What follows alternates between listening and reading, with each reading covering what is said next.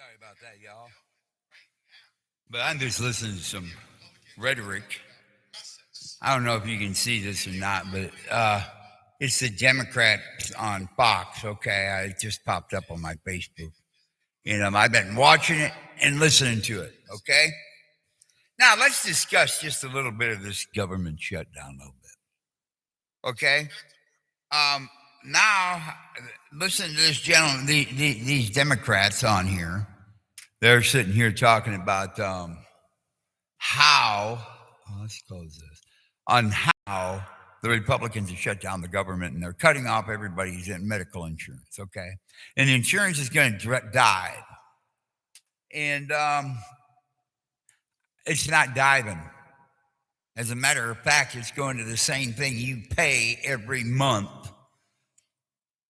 When I first was let go from my job and I had to start paying for my own insurance, my medical insurance was costing me right around $500 a month. That was out of my pocket. $500 right here out of my pocket. That wasn't including the monthly tax incentive I was getting that the government was giving to the insurance companies for $1,500 a month. So when you get down and you do the math, you're talking $2,000, okay? Pretty close to $2,000 per American citizen. Now, I don't know what the world people are thinking half of the time when they think about these things, but that's per American citizen, okay? And just to ask, okay, where did it change? The only thing Obama did is he took it from coming out of our paycheck in one lump sum into coming out in monthly payments. That's all he did. It didn't change it anywhere else. So I don't understand any of that part of it. Okay, I just heard a few statements too that this is what really made me decide I need to speak. Okay, and this is the hypocrisy of these people that are standing out there making you and I suffer for what we've already paid for, which Donald Trump is trying to change. I know he's not doing what most of us think is the right way of doing it. I'll admit, there's some of us that don't think he's doing it the way he should. I think he's doing a pretty good job. Personally, I do. 6 months. Well, it's going on a year ago now, ain't it? Wow. I guess. Let me just do this real quick. I guess we sit down and we just. I don't know what your hatred is. I guess that's just the way to say it. This guy just comes on here and says, "Well, you must stop the rhetoric. It's causing problems. You must stop the rhetoric of saying that Democrats support terrorism." Okay? Why? You're supporting Hamas shooting Palestinian people because of why? What reason? We now know that there's Hamas assassins shooting Palestinian people. And you tell us to support Hamas? And I don't think anywhere in the books, okay, anywhere in the books, have you even heard Netanyahu say anything about not supporting the Palestinian people? The same thing with the Trump administration. You take this as being everything about the Palestinian people. Well, I do too. I care about the Palestinian people. Can I ask you a question? Can I ask you one question? Okay. President Trump goes, negotiates this, gets the rest of the hostages back. And the next thing you know, they're sending dead bodies back and everything else. And half of them, nobody even recognizes them. Nobody even sees them. It's really strange because I know in one area that I was looking, in one place, they were saying, they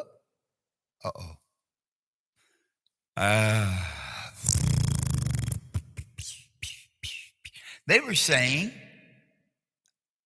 Not sure what happened here, but looks like we lost something. I'll be back. Okay, I'm live. Okay, so here I am. Okay, I had to make sure that we were still. It says that I left, so I don't know what's going on. But anyway, okay. So here it is. Trump goes over. He negotiates a little bit of a peace agreement, like hand over all the hostages, dead or alive. There's 20 alive ones, and who knows how many dead ones.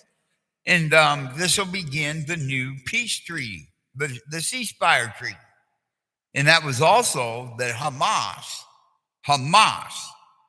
set down its weapons and stopped fighting. That was the other big part of this peace treaty.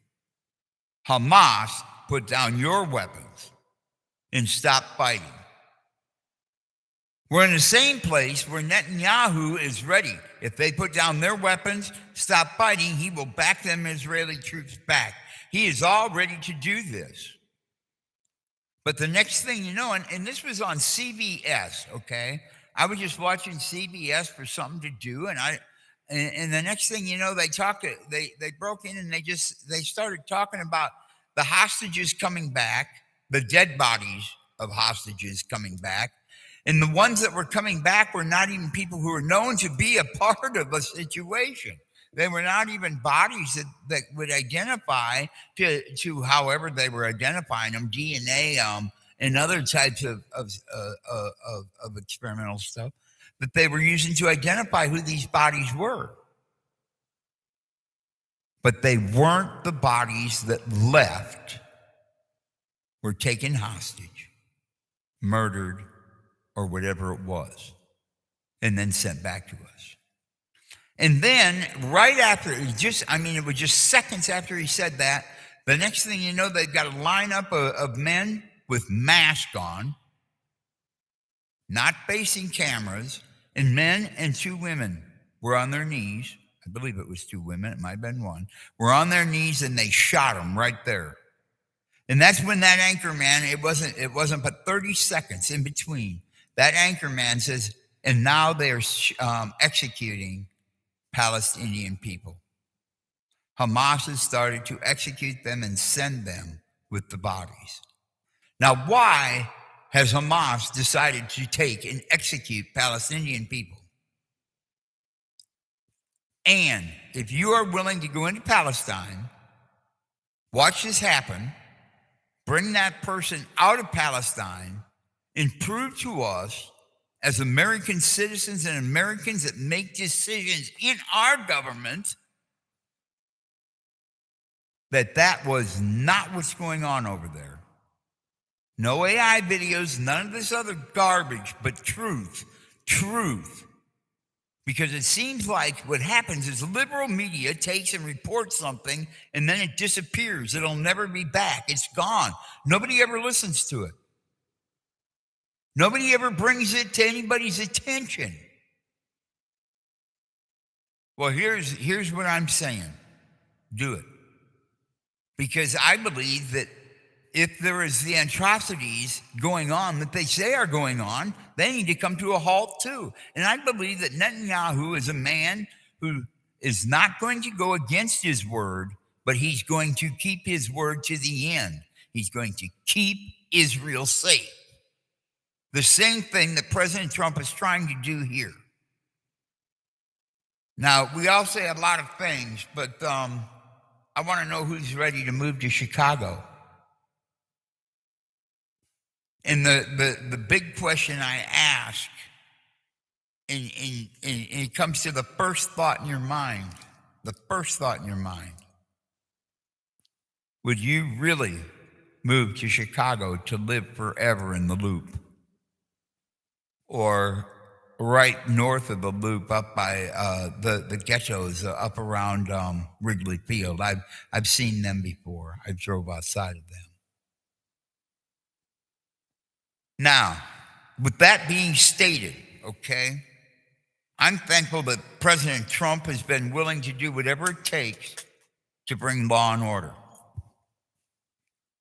I noticed in some videos that I failed to remember, it was brought to my attention by a Democrat, okay, that even during COVID in Chicago, that the National Guard was sent down to make sure people stay in their homes. And they had actually, in the one video which went viral on Facebook, and I didn't realize exactly what it was talking about, so it was sent to me here about 3 months ago. And that video had soldiers shooting at people with rubber bullets that would not go back in their house. There was no time. It was just a little bit of, hey, get back inside, and bang, ouch, ouch. And it was in seconds, not minutes, not days, but in seconds. But now we have people for Washington, D.C., and for the better side of what I've seen on the better side of media, we have our citizenry begging for freedom from crime. I'm listening to a video here about a bunch of people that went into a Walmart. They just banged down the door and started stealing stuff, and Walmart locked the employees down in another room so they wouldn't be hurt. I guess they're going to just settle with the financial losses. Where we are at, and I just got to say it this way. The Democrat Party that's in power needs to stop lying. They need to sit down, bam, and say, we're ready to go. Let's just get this government back up where the people are at least taken care of. From our military soldiers to our ships and whatever else there is going on in that area, to our law enforcement, to our fire departments, then start negotiating. Now, for us American people, and for me especially me, I don't even know how to say this. Not that we have to stop loving, working for a common goal in the American dream. No. But that we need to take, and while we take and work with it, and learn to live with it, and learn to be a part of it, we need to be content with the part of the American dream we have. And instead of expecting the government and everybody to take care of us, find a way to take and get people up, going, and wanting to make that dream come true. Like the great men of the past, John Deere, McCormick, and Deering. Like General Mills. All of the people that started these companies, that got these companies going, put everything they had into them. Yeah, the government does do special favors for them. And I got one thing I want to say about this.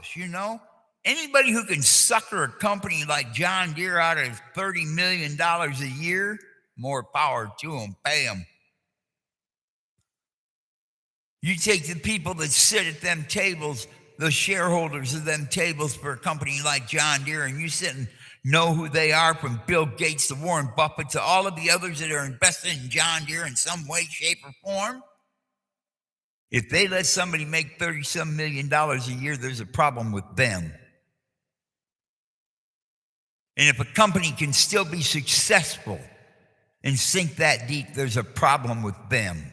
So quit blaming everybody else. And do it. Do what people have done around here. They formed their own companies. They seen there was an opening to make a part and make money, establish a reputation,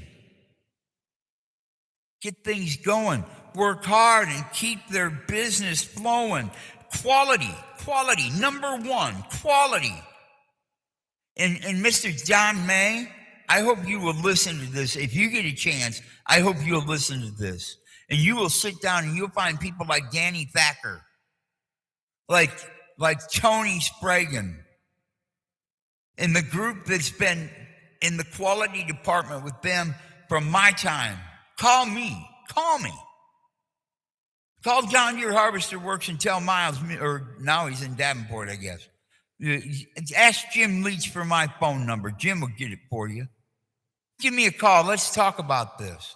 Let's talk about the great bosses that were there. The Dave DeBalts, the Eric Cansodias, the Randy Circumgetters,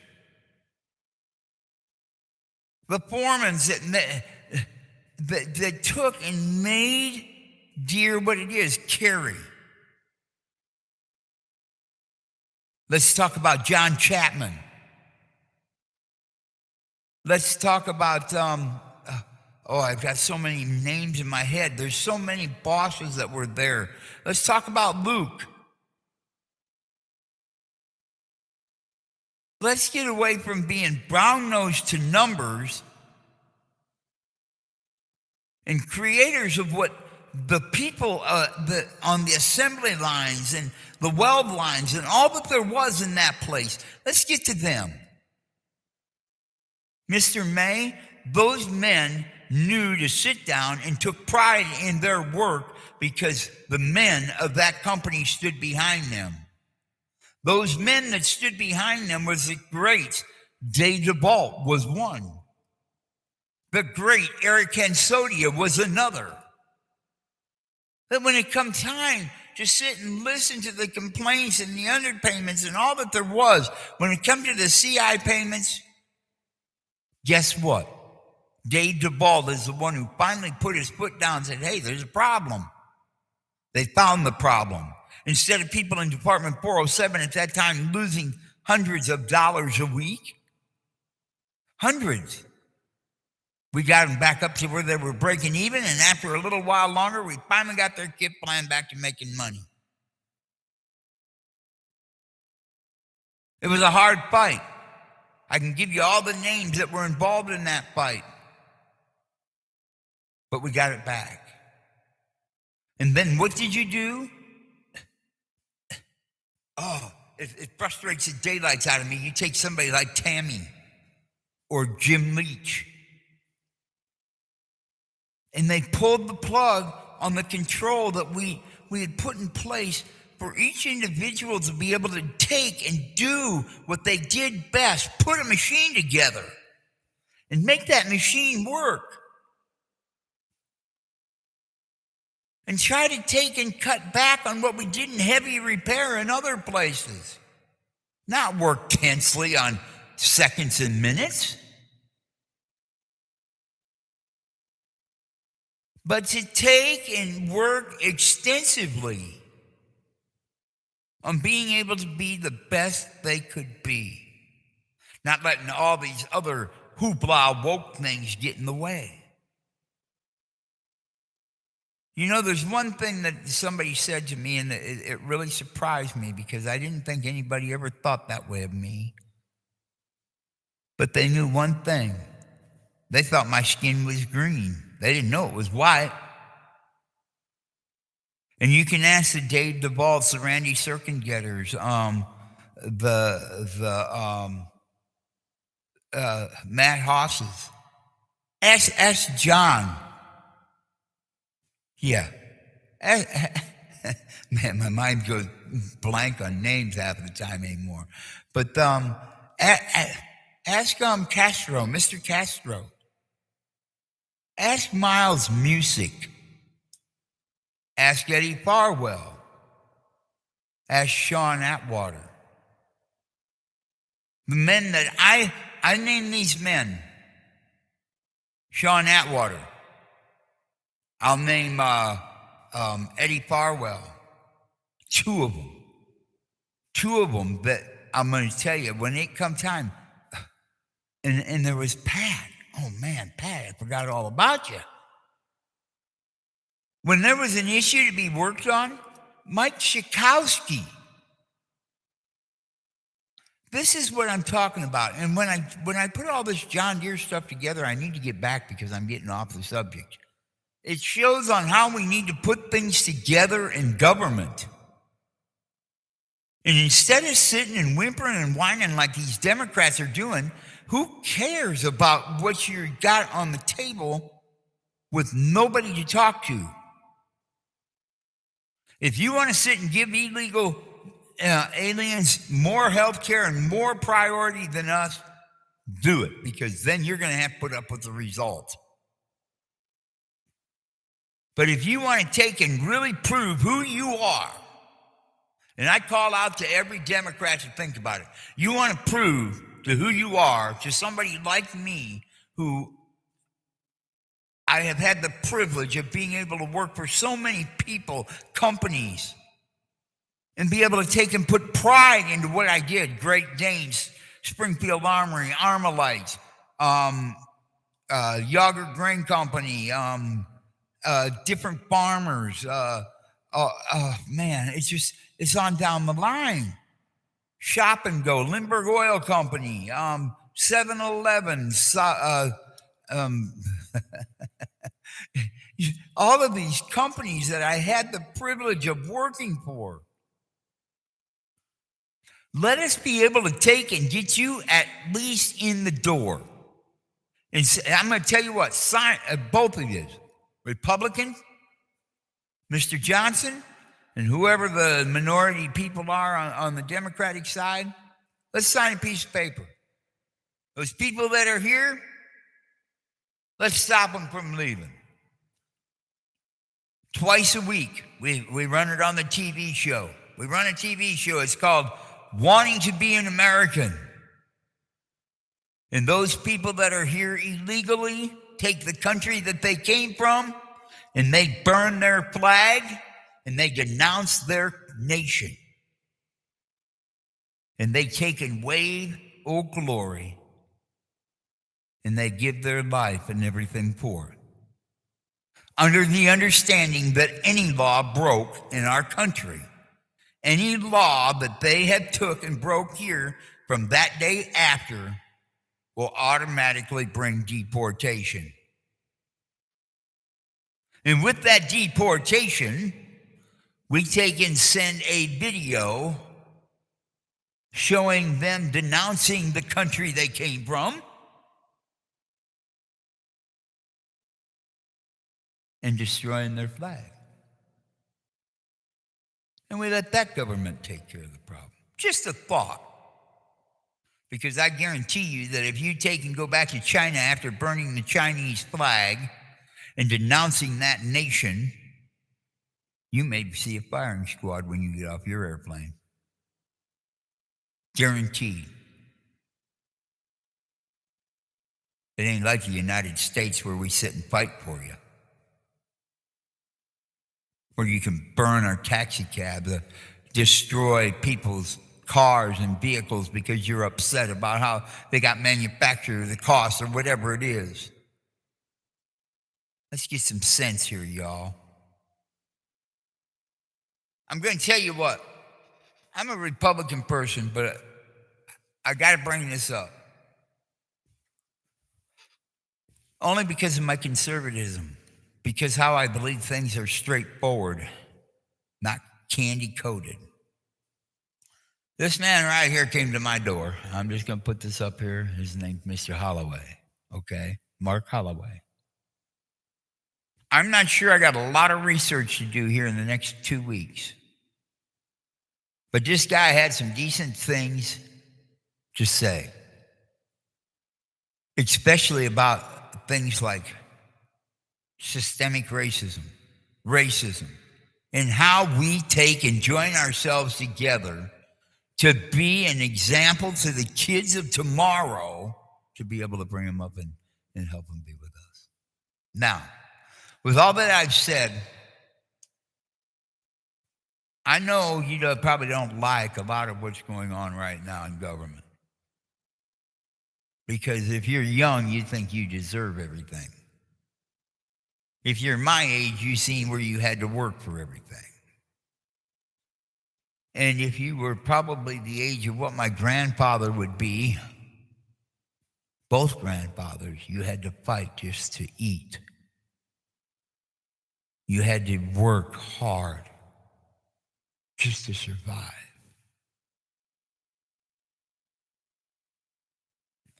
Let's stop your hatred. Let's stop everything about it. Let's stop pointing fingers at people being on golf courses. When the Democratic Party, when they were supposed to make decisions about, say, redistricting or whatever it was, they left. And they were not on any type of shutdown or administrative leave. They just left. And they took and finger pointed each place they could go because they knew that the federal government, the Congress, their Speaker of the House, and their other people of power and leaders could not reach past those points. You know, it's funny. I sat here and watched. I forget what that lady congresswoman is. I think she's from Illinois, over there. Anyway, she sat on the TV, and she told everybody, if you see any Republicans in Washington trying to enjoy a dinner, make it the worst day of their lives. Torture them. Basically, is exactly what she said. Marco Rubio. Ted Cruz, and others felt that ache and pain. But we don't bring anything up about that. So I'm just bringing it up, and I'm saying, hey, y'all, thank you. Thank you for listening. Please think about what you're doing. Please think about the aftermath. Some of you are just over 20 years old. You haven't had to see what the Obamacare brought our way. Some of you are from that period and had to pay the $400 or $500 out of your pocket, okay? Now realize you paid more than that because there was still the $1,500 tax credit you never got to see. And what about those of us who are out here who are in need? Maybe not a health care because maybe we make enough money for that. Or to cover everything else. Maybe we're just fortunate to do that. But when you take and add in all of the hypocrisy from the Democrat Party, it's time to speak up. Now, please, let's not argue. Let's not fight. Let's sit down and have a good debate and be what America used to be, where we could sit and talk and get this all out on the table and come up with an answer that everybody enjoyed.